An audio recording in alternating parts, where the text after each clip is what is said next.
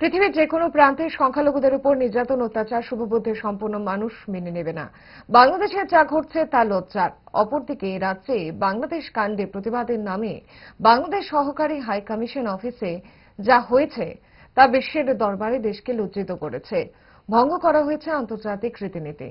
বৃহস্পতিবার সংবাদ মাধ্যমকে প্রতিক্রিয়ায় জানিয়েছেন রাজ্যের বিরোধী দলনেতা জিতেন্দ্র চৌধুরী। কি বলেছেন তিনি শুনুন। অবশ্যই বাংলাদেশে সংখ্যালঘুদের উপর যে ধারাবাহিক নির্যাতন হচ্ছে, আক্রমণ হচ্ছে, ভারতে কেন পৃথিবীর কোনো প্রান্তে কোনো সুবুদ্ধিসম্পন্ন নাগরিক যে দেশেরই হন তিনি কেউ সমর্থন করছে না।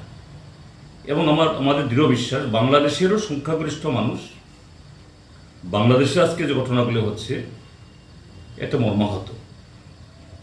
কিন্তু কখনো কখনো পৃথিবীর বিভিন্ন দেশে, বাংলাদেশেও আমাদের দেশেও রাজনৈতিক ক্ষমতার জোরে সংখ্যালঘু হলেও কিছু শক্তি সংখ্যাগুরুর মাথা ব্যথার কারণ হয়ে দাঁড়ায়, এবং এটাই আজকে হচ্ছে বাংলাদেশে আমাদের বিশ্বাস। এবং তার বিরুদ্ধে আমাদের দেশে স্বতঃস্ফূর্তভাবে প্রতিবাদ হচ্ছে।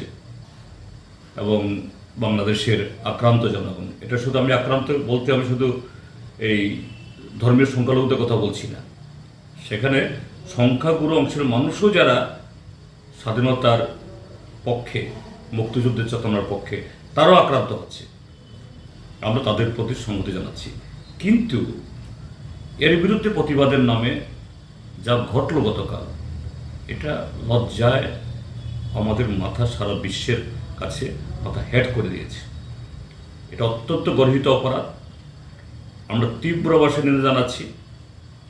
ভারতবর্ষের সংখ্যাগরিষ্ঠ মানুষ এই জাতীয় যে দুর্বৃত্তপনার পক্ষে নেই।